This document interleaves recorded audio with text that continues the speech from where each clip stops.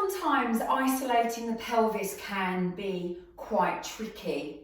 So the best way to start is by coming onto your back, because you can then use the ground as a tactile cue. So have the feet in on the floor with the knees bent, and you're going to drop the lower back into the ground. The pubic bone, the front of the pelvis, will tuck up towards your sternum. And then you bring the pubic bone down towards your heels and the lower back will arch.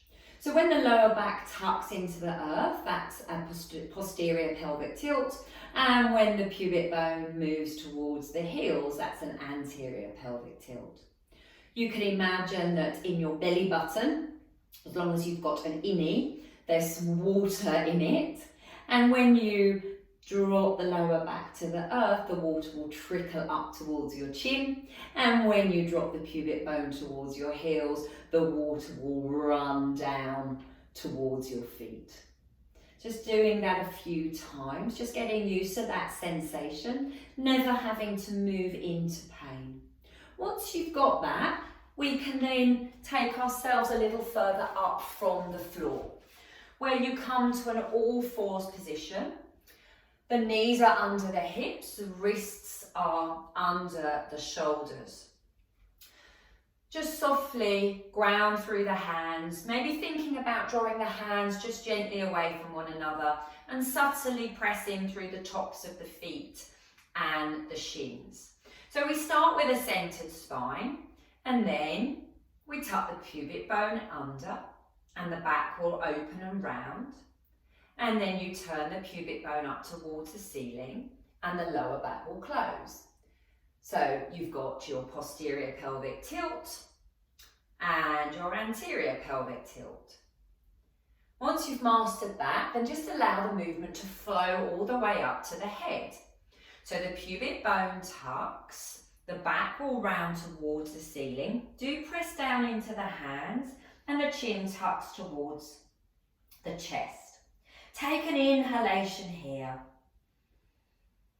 And then when you exhale, come back to center. When you inhale, turn the pubic bone up, a sense of the hands drawing towards the knees so that the abdomen and the breastbone move and lengthen forwards in space. And then exhale, back to center. Wait, just inhale here, length through the tailbone from the crown of the head. Use an exhale when you come to this rounded position. I always like to pause because the inhalation can just open up the lower back a little more.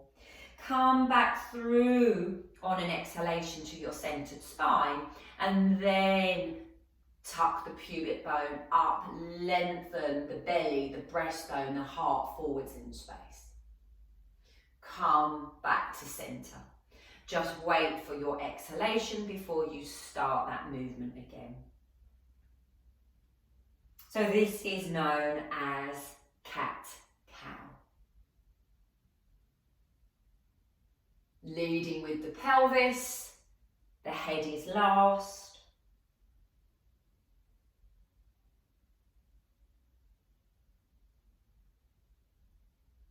Enjoy.